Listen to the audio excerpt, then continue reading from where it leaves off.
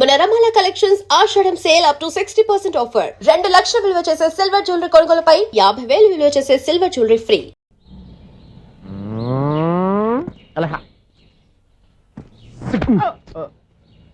Time అయిపోతుంది, ఇంకా మీ మిస్సం రాలేదటి. Time ఉంది, ఇంకా 3 నిమిషాలు ఉంది.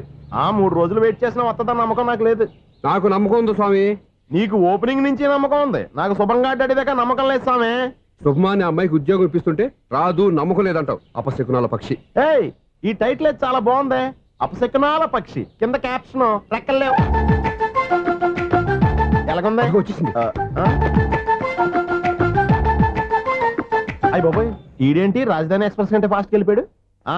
రండి రండి, ఇప్పటిదాకా మీ గురించి ఫిలిం బాక్స్ కోసం వెయిట్ చేసినట్టు వెయిట్ చేస్తున్నాం. వస్తారని నేను, రారని ఆడు. పెద్ద మినీ ఫైటింగ్ అయిపోయింది అనుకోండి. నేను రానని ఎందుకు అనుకున్నారు? వచ్చేదాకా వస్తారని తెలియక. Good morning Swapna. Good morning. నేను చెప్పానా ఈవిడి గురించే. Good morning. నేను ఈ కంపెనీ రీజనల్ మేనేజర్ని. సార్, మీరు బయటకు వచ్చి రిసీవ్ చేసుకోవడం ఏంటి? మా నోడు తలుచుకుంటే మీకోసం సీఎం కూడా ఇక్కడ తెచ్చేస్తాడు, సెక్యూరిటీ లేకపోతే. కొంచెం ఓవర్ అయినట్టుంది. ఈ సీన్ కంత అవసరమా? మీరు రండి. Okay sir. బాయ్.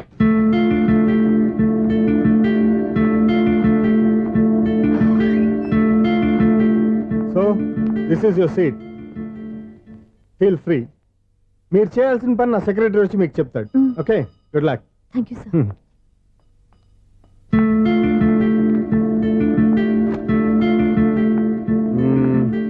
రూమ్ చాలా చిన్నదిగా ఉంది కదా, చేంజ్ చేసేద్దామా? ఎక్స్క్యూజ్ మీ, జాబ్ చేసేది నువ్వా నేనా? నువ్వే అనుకో, కానీ వర్క్ చేసేటప్పుడు కొంచెం కన్వీనియంట్ గా ఉంటుంది కదా అని. నాకు లేని ప్రాబ్లం నీకెందుకు? కరెక్టే కదా, వస్తాను. హలో, ఫ్రాంక్ గా చెప్పాలంటే ఈ జాబ్ చేయడం నాకు ఇష్టం లేదు. కానీ మా నాన్నగారికి తోకలవ్వే శిష్యుడిగా నువ్వు ఒకటివి దొరికావు. ప్రపంచంలో నాకు గొప్ప శిష్యుడు దొరికాడని ఆయనేమో ఒప్పిపోతున్నారు. జాబ్ చేయాలని ఆయన పట్టుపడితే విధి లేక విరక్తితో నేను ఇక్కడి దాకా వచ్చాను. నువ్వు ఇక్కడికి వచ్చి ఇది చేంజ్ చేసి అది చేంజ్ చేస్తే నా మనసు చేంజ్ అవుతుంది అనుకోవద్దు. 1 మినిట్. మళ్ళీ ఈ కంపెనీలో నిన్ను చూశానంటే ఇమ్మీడియట్ గా జాబ్ కి రిజైన్ చేస్తాను. మేషం, వృషభం, మిథునం అనుకోని వ్యక్తులు తారసపడతారు. మనకెవరు అనుకోని వ్యక్తులు తారసపడతారు ఈ రోజుల్లో? ఈ సెకండ్ గడుస్తున్నాడు వీడు. దరిద్ర బ్రెయిన్ తో ఏ వీక్ పాయింట్ లాగుతాడు. ఇప్పుడు ఏమిటి చేయటం? Hello hello hello. ఏంటిడు ఫోన్ రింగ్ అవ్వకుండా అలోనేస్తాడేంటి? వీడేంటి వాడి పెదవులు వాడే కొరుక్కుంటూ ఏదో ఆలోచిస్తున్నాడు. ఎక్కడో ఏదో డిఫెక్ట్ ఉంది, చెప్తా. అయిపోయి ఇటు చూస్తాను. హలో, నేనయ్యా సెక్రటరీ మాట్లాడుతున్నాను. స్వీపర్ అనుకుంటున్నావా ఏంటి? ముందు మీరు ఫోన్ మాట్లాడండి, తర్వాత మనం మాట్లాడుకో. ఓకే ఓకే, తర్వాత మాట్లాడుకుందాం. ఈడేంటి నేను చెప్పిందే ఫోన్ లో వేరే చెప్తున్నాడు. ఏంటి బాబు, రాగానే ప్రాబ్లం ఏంటో చెప్పాలి. అనుమానంగా అలా చూస్తున్నావేంటి? డ్రైనేజ్ ప్రాబ్లం అండి.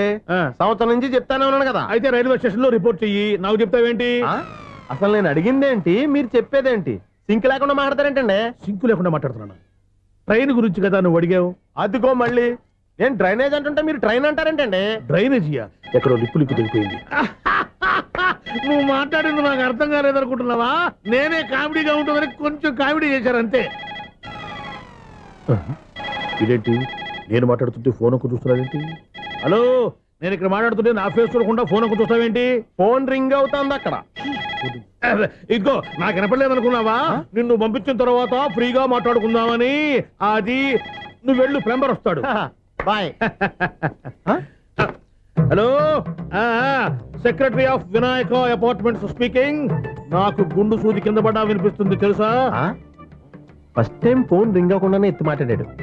సెకండ్ టైం ఫోన్ రింగ్ అయినా ఎత్తలేదు. ఇప్పుడేమో అవతల కట్ అయిపోయినా మాట్లాడేస్తున్నాడు. ఓకే ఓకే, తర్వాత మాట్లాడుకుందాం. వీడేంటి మళ్ళీ ఆడిలో కొనుక్కుంటున్నాడు? వీడి దెబ్బకు చెవులే కాదు ప్రాణాలు కూడా పోయేటట్టున్నాయి. ఏంటయ్యా నన్ను డిస్టర్బ్ చేయొద్దని ఎన్నిసార్లు చెప్పినా వినిపించుకోవే? నీకేమైనా చెవుడా? ఫోన్ రింగ్ అవుతుంది. ఫోన్ రింగ్ అవుతుందా? మాకు వినిపించట్లేదు అనుకుంటున్నావా? మాకు వినిపిస్తుంది, నువ్వే చెప్పక్కర్లేదు. హలో, ఎవరిది? ఇదిగో మీరు ఎవరైనా సరే ఇప్పుడు మీతో మాట్లాడే తీరిక నాకు లేదండి. ఫోన్ పెట్టేసేయండి. నువ్వు ఇంకా ఇక్కడే ఉన్నావేమయ్యా, వెళ్ళు. ఇదిగో నీ సమస్యలు ఇప్పుడు నాకు చెప్పగా వెళ్ళిపో వెళ్ళిపో వెళ్ళిపో. ఇదిగో నువ్వేం చెప్పరా ఇప్పుడు నేను వెళ్ళానయ్యా. అసలు వినిపిస్తే కదా వింటానుగా. ఏంటి నీకు చెవుడు నాకు చెవుడా?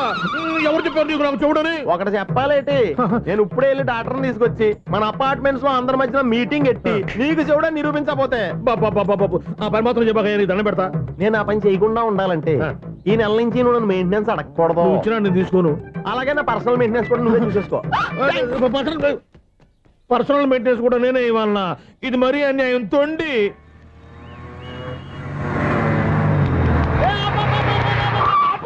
కండక్టర్ లాగా అరిపోయింట్రా. నేనేమన్నా డ్రైవర్ అనుకున్నావా? కదా ఒకసారి అలా చూడా. స్వప్న స్వప్నం తప్ప నీకు ఈ ప్రపంచంలో ఎవరు ఆనరా? ఆ సైడ్కి చూడు. వాడెవడో అమ్మాయి సైడ్ కొడుతున్నాడు రా. నువ్వు స్ట్రైట్ గా ఇలా కొట్టాయి. పాప వాడేం చేశాడు? ఆడు కాదు, నాలో ఉన్న డైరెక్టర్ చేస్తాడు. స్వప్నాల ఫ్యామిలీకి ప్రేమ అంటే సిరాకు. ఇప్పుడు నువ్వు స్ట్రైట్ గా వెళ్ళాడు 4 బీకి ప్రేమకు వ్యతిరేకంగా భారీ డైలాగులు చెప్పావనుకో, వెంటనే స్వప్నం నేను చూసి నువ్వు కూడా తంట అయిపోయాను ఫీల్ అయిపోద్ది. ఆ ఫీల్ నేను గోల్ వైపు నడిపిస్తుంది. గో గో హిమ్యా. అన్న స్పెట్స్ ఎడితే మాస్, అన్న సీన్ ఎత్తే మాస్, అన్న వాచ్ ఎడితే మాస్, అన్న డైరీ అయిపోయినా మాసేన మాస్. ఎరా ఆడపిల్లంటే అంత సీపుగా ఉందా? ఒంటరిగా బస్ స్టాప్ లో కనపడితే సైడ్ కొట్టేస్తావా? ఒరేయ్, ఇంకొక్కసారి నిన్ను బస్ స్టాప్ లో చూసాననుకో బట్టలతో సహా సీరేస్తాను రే. ఆయన ఎందుకు కొడుతున్నారు? నువ్వు ధైర్యంగా ఉండమ్మా, నీకు నేనున్నాను. నువ్వు నాకెందుకు ఏడవడానికి? ఆయన వదలండి. అదేంటమ్మా సైడ్ కొట్టి వాళ్ళందరినీ క్షమించేస్తున్నావా? సైడ్ కొట్టడం ఏంటి? మా ఇద్దరికి నిశ్చితార్థం అయిపోయింది. నిశ్చితార్థం అయిపోయిందా? అంటే ఎంగేజ్మెంట్ అయిపోయి కూడా కక్కుర్తి పడుతున్నారా? I wish you happy married life. ఈ వెధవేషాలన్నీ అమ్మాయిని బుట్లో వేయడానికేగా. ఈ విషయం మీకు ఎలా తెలుసండి? ఇలాంటి బేవస్ డైరెక్షన్ చేసావంటే చెప్పుతో కొడతా. పెద్ద 420 కేసుల్లో ఉన్నారు, జాగ్రత్తగా ఉండండి. అజ్జి బాబోయ్, ఇది ఎవరు బాబా డైరెక్టర్ లా ఉంది. ఆగు. ఏంటి సైటా? లవ్వా? ట్రాప్ చేయాలని ప్లానా? నువ్వు చాలా ఓవర్ చేస్తున్నావని నాకు ఓపెనింగ్ నుంచి బాగా తెలుసు. మా నాన్నగారి దగ్గర నువ్వు చదువుకున్నావని చెప్పిన ఆ ఇయర్లోనే మా అక్క కూడా చదువుకుంది. నువ్వు ఆ ఇయర్లో చదవలేదని నాకు క్లియర్ గా తెలుసు. ఎందుకంటే మా అక్క క్లాస్మేట్స్ అందరూ నాకు బాగా తెలుసు. అయినా నేను బయటపడలేదు. ఎందుకో తెలుసా? తన దగ్గర చదువుకునే స్టూడెంట్ మంచి పొజిషన్లోకి వచ్చాడని మా నాన్నగారు చాలా సంతోషపడ్డారు. మా అక్క ఇల్లు వదిలి వెళ్ళాక ఫస్ట్ టైం ఆ రోజు ఆయన ఫేస్ లో ఆనందం చూశాను. ఆ ఆనందం అలాగే ఉండాలని నువ్వు ఎన్ని డ్రామాలు ఆడుతున్నా భరిస్తూ నిన్నే గమనిస్తూ వచ్చాను. నాకు జాబ్ ఇప్పించావు. మా బ్రదర్కి ఇంజనీరింగ్ సీట్ కోసం ట్రై చేశావు. మా ఫ్యామిలీ కోసం చాలా కష్టపడుతున్నాడనే ఇంప్రెషన్, ఇమేజ్, సింపతి సంపాదిస్తే నీ ప్రేమలో పడి తడిసి ముద్దైపోతాననుకున్నావా? నెవర్. నువ్వు ఎన్ని పాచికలు విసిరినా నేను నిన్ను ప్రేమించను. నిన్నే కాదు, ఎవరి మీద నాకు ప్రేమ పుట్టదు. ఇకనైనా ఆడిన డ్రామాలు చాలు, ఆపే.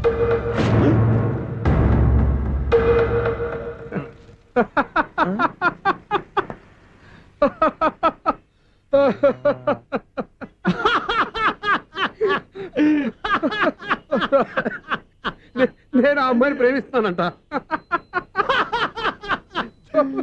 పాపం చిన్నపిల్ల కదా, ఎక్స్పీరియన్స్ లాగా అలా మాట్లాడింది. క్షమించదులే. హలో ఐశ్వర్య రాయ్, కరీనా కపూర్ రోజు ఫోన్లు చేస్తుంటే ఎత్తట్లేదు మా వాడు. ఇదిగో ఇంతమంది అమ్మాయిలు లవ్ లెటర్లు ఇస్తే మేమిద్దరం చలి తట్టుకోలేక పొద్దున చలిమంట వేసుకుంటున్నాం వాటితోని. ఏమంటే వాళ్ళంతమంది కోటీశ్వర్లు మా అమ్మాయిని చేసుకొని వస్తుంటే వాళ్ళందరినీ క్యూలో నుంచోమంటున్నాడు వీడు. అమ్మో, నా వల్ల కాదు. చూడు స్వప్న, నిన్ను చూసి జాలిపడాలో బాధపడాలో నాకు తెలియట్లేదు. అయినా ఈ తప్పు నీది కాదులే, నీ వయసుది. నీ ఏజ్లో ఉన్న అమ్మాయి ఎవరైనా ఓ మగాడు తన వైపు చూస్తే నన్నే చూస్తున్నాడు, నా కోసమే ట్రై చేస్తున్నాడు అనుకోవడం కామన్. కానీ నన్ను కూడా అలా చూడడం నీ తప్పు. ఈ సంగతి మాస్టర్ గారికి తెలిసి ఎంత బాధపడతారో తెలుసా? నేను మీ నాన్నగారు వెనకపడ్డాను, ఆయన కోసం ఇంటి చుట్టూ తిరిగాను. అంత మాత్రాన్ని నువ్వు అలా ఆలోచించకూడదు, నీకు ఆ ఫీల్ రాకూడదు. పొరపాటు నీకు ఆ ఉద్దేశం నేను రప్పించినా, నా ప్రవర్తనలో తేడా కనిపించినా నన్ను క్షమించు. వస్తాను. హలో మా ఓడు జెంట్లమెన్ కాబట్టి జెంట్లమెన్ లా బిహేవ్ చేశాడు, అడ్వైజ్ చేశాడు. అంత మాత్రం చేత మీరు ఇప్పుడు ఇంటికి వెళ్ళిపోయి దుబ్బని బెడ్డ మీద పడిపోయి అటు ఇటు తెగదొల్లేసి తలగల్లా వేసి ఇంచేసి సాంగులోకి వెళ్ళిపోకుండా రాంగ్ సిచ్యువేషన్ అయిపోద్ది. హ్యాపీగా ఇంటికి వెళ్ళి అన్నీ మర్చిపోయి హాయిగా నిద్రపోండి. Good night. జట్ట అలా అవుట్.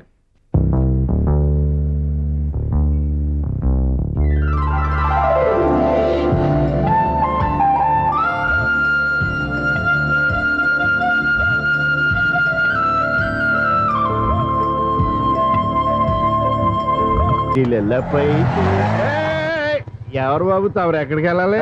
రిజిస్టర్ రంగనాథన్ గారిని కలవాలండి. రంగనాథం గారినా? అయితే 10 రూపాయలు ఇవ్వండి. రంగనాథన్ గారికా? రంగనాథం గారికి అదేం సరిపోద్ది, బైక్ పార్కింగ్ చేయడానికి నాకే. బైక్ పార్కింగ్ కి 10 రూపాయల? ఎక్కడైనా ఉందా ఈ అన్యాయం? ఎక్కడే ఉండదు, ఇక్కడే ఉంటది. ఏ సినిమాల్లో పార్కింగ్ చేసినప్పుడు 20 రూపాయలు ఇవ్వట్లే, రైల్వే స్టేషన్ లో పార్కింగ్ చేసినప్పుడు 20 రూపాయలు ఇవ్వట్లే. నేను 10 రూపాయలు అడిగితే 10 రూపాయలు కాదు కదా, 10 పైసలు కూడా ఇవ్వను. బయటే పార్క్ చేసుకుంటాను. చేసుకో చేసుకో. మొన్న పొద్దున్న సిటీ బస్ బయట పార్కింగ్ చేస్తే కనపడకుండా పోయింది. నీ తక్కువ బైక్ ఎంత? వామ్ము, ఇక్కడ ఈ డేంజర్ కూడా ఉందా? అందుకే నేను చెప్పిన మాటిని 10 రూపాయలు ఇవ్వయ్యా. నేను ఇవ్వను. నేను వదలను. ఎలా వదలను? నేను చూస్తాను. చూసుకో. బైక్ ఈడిది కదేంటి?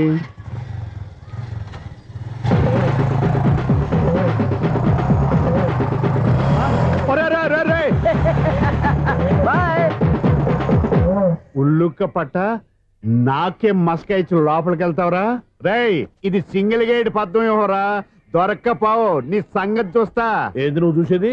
సీడీ సీడీ చుట్టానికి నా పర్మిషన్ ఎందుకు? ప్లేయర్ కావాలి గానీ. ప్లేయర్ లేదు కాబట్టి నీ దగ్గరకు వచ్చాం. ఒక 6,000 ఇత్తలు కొనేసుకుంటాం. ఎంత? జస్ట్ 6,000. Just 6,000 sir? నువ్వు అడిగినప్పుడు ఇవ్వడానికి ఇక్కడ నేను ఫైనాన్స్ కంపెనీ పెట్టుకోలేదు. అంతేనా? నా మాటనువా? వినను, నాకు వినపడదు. ఇలాంటివి అసలు పడవు. ఏంటి చెప్పు? చెప్తా. చెప్పు.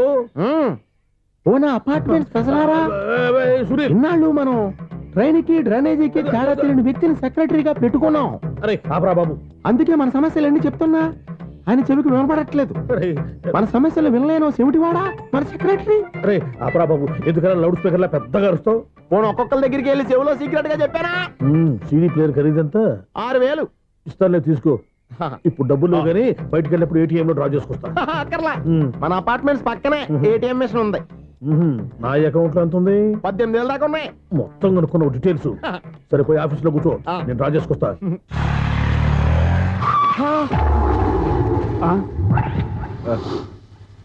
ఎక్కడ పోతారా తప్పడ మొఖం ఎదవా? ఈ వేళ నీ బైక్ భద్రాసిపోవాలి. రా, నీ సంగతి చెప్తా. అమ్మా, ఈ నన్ను అటాక్ చేయడానికి రెడీగా ఉన్నాడు. ఈయన గుద్దైనా సరే ఎస్కేప్ అయిపోవాలి.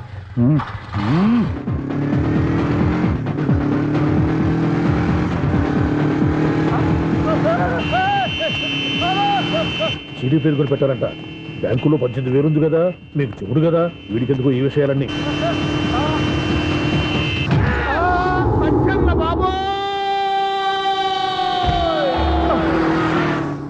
ఒరే ఎదవా, 10 రూపాయల గురించి మా సెక్రటరీ గారిని చంపేస్తావా? సెక్రటరీ గారు బతికే ఉన్నారా? ఆడెవడో హార్న్ కొట్టచ్చు కదా. ఆరినెట్టండి బాబు, సైరన్నే కొట్టాడు. నేను కొట్టమన్నది హారను. సర్లేండి, ఎవరినో చూస్తే బాగుండదు. లేవండి. నేను కింద పడ్డారని అందరికి చూతావా ఏంటి? చిచ్చి, ఎందుకు చెప్పను? అది ఆ మాత్రం అభిమానం ఉండాలి సెక్రటరీ అంటే. ఇంక లేవండి. థ్యాంక్స్.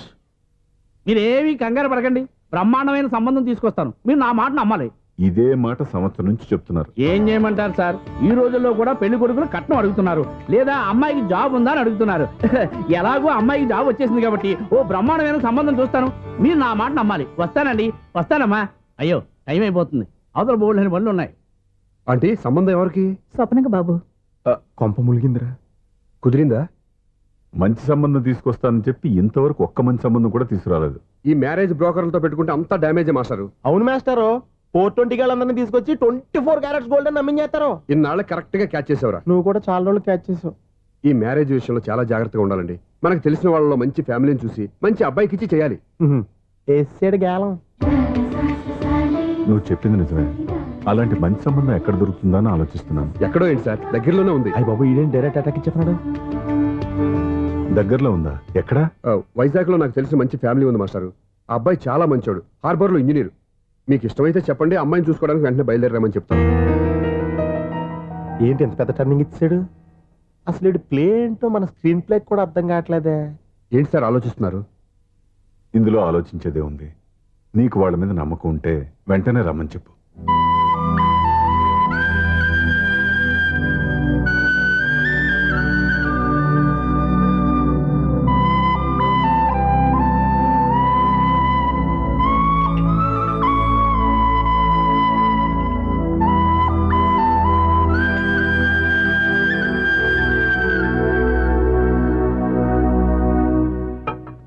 మీ గురించి మీ కుటుంబం గురించి సూర్య ఎంతో గొప్పగా చెప్పాడు. మిమ్మల్ని చూశాక ఆ నమ్మకం ఇంకా ఎక్కువైంది. మా సూర్యకి నా మీద ఉన్న అభిమానం లాంటిది. ఒక్కొక్కప్పుడు మంచి స్టూడెంట్ దొరకడం కూడా గురువు అదృష్టం. మా సూర్యని చూసినప్పుడల్లా నాకు అదే అనిపిస్తుంది. మాస్టర్ అలాగే అంటారు, మీరేం పట్టించుకోకండి. ఇది చిన్నప్పటి నుంచి ఇంతేనండి. ఎవరి పోకుండా ఈజీగా సిగ్గుపడిపోతాడు. మీరు కూడా మాస్టర్ దగ్గరే చదువుకున్నారా? నేను ఈయన దగ్గర చదువుకున్న తక్కువ అని వీళ్ళ ఇంట్లో చదువుకున్న ఈనాడు పేపర్లు ఎక్కువ అండి. తను సినిమా రైటరు, డైరెక్టర్. డైరెక్టరా? ఇంతకి మీరు ఏ సినిమాలు తీసారండి? ఇంకా తీద్దాం. వీడేం చేస్తారు? వీడి గురించి చెప్పాలంటే మాయా బజార్ అంత కథ ఉందండి. ముందు అమ్మాయి ఎలా ఉందో చెప్పండి. ఆ అమ్మాయికి ఏమండి బంగారు బొమ్మలా ఉంది. బొమ్మలా ఏంటండి? అందం మంచితనం ఉన్న అమ్మాయి అందరికీ దొరుకుతుందా? పైగా చదువుకు చదువు, తెలివికి తెలివి. ఒక్క మాటలో చెప్పాలంటే ఆమె మీ ఇంటి కోడలైందనుకోండి, సరస్వతీదేవి, లక్ష్మీదేవి మీ ఇంట్లో కొలువున్నట్టే. నీ మనసులో నా గురించి ఇన్ని ఆలోచనలున్నాయా? నువ్వే గెలిచావు. ఈ పెళ్లి చూపులు అతనికి నాకు కాదు, నీకు నాకు. ఎన్ని సంబంధాలు వచ్చినా క్యాన్సిల్. ఈ జన్మకి నువ్వేరా నా మొగుడివి. ఎన్నిసార్లు చెప్పాలరా నీకు? కోర్త కళ్ళోడు కింద పడిపోతాయి యాదవ్ అని. అలా అన్నా ఒక్క లెటర్ రాసి పెట్టానా? నీ హ్యాండ్ చాలా మంచిదన్నా. నీ హ్యాండ్ తో నా లవర్కి లవ్ లెటర్ రాస్తే నా లవ్ సక్సెస్ అవుతానా? ఒరేయ్, లవ్ లో నేను ఏ హెల్ప్ అయినా చేస్తాను, కానీ ఈ లెటర్స్ మాత్రం రాయను రా బాబు. దేనికన్నా? ఇలాగే ఓసారి ఒక లెటర్ రాస్తే దాన్ని వదిలేసి నన్ను తగులుకుంది. దాన్ని నేను వదిలించుకునేసరికి 5 కేజీలు 8 తగ్గి నీరసం వచ్చింది నాకు. ఒరే, నువ్వు ఇంకా ఎక్కడున్నావురా? ఇది ఇంటర్నెట్ కాలం రా. ఇంటర్నెట్ లో మ్యాచ్ ఫిక్సింగ్లు, మ్యారేజ్లే కాదురా, శోభనాలే జరిగిపోతున్నాయి. నువ్వు మరి కీస్పూరంగా ఆలోచించావేంట? ఎల్లొక్క ఫోన్ చేయరా, నిమిషంలో అమ్మాయి సెట్ అయిపోతే. ఎలా ఏంటి ఈడు కూడా లెటర్స్ మీద డిపెండ్ అయ్యాడా? ఒరే,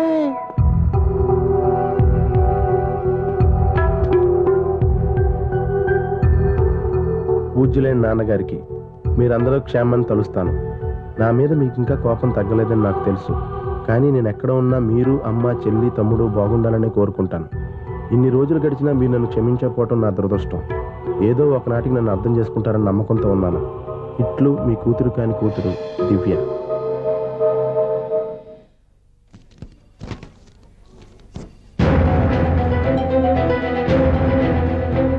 నువ్వేంటి ఇక్కడ? అదే నేను అడుగుతున్నాను, నువ్వేంటి ఇక్కడ? నా దగ్గరేం దాచొద్దు, నేనంతా చూశాను. అందరిలాగే మా అపార్ట్మెంట్స్కి వచ్చావు అనుకున్నాను, కానీ కావాలని వచ్చావని ఇప్పుడే అర్థమైంది. నువ్వు రఘుపతి గారు అమ్మాయిని ఇష్టపడి ఆ అమ్మాయి ప్రేమను సంపాదించడం కోసం నా హెల్ప్ తీసుకున్నావు అనుకున్నాను, కానీ ఇప్పుడు నువ్వు దివ్య పేరుతో ఉత్తరాలు రాయటం, మనీ ఆర్డర్లు పంపటం, ఇవన్నీ చూస్తుంటే నువ్వేదో పెద్ద ప్లాన్తో ఇక్కడికి వచ్చావు అనిపిస్తుంది.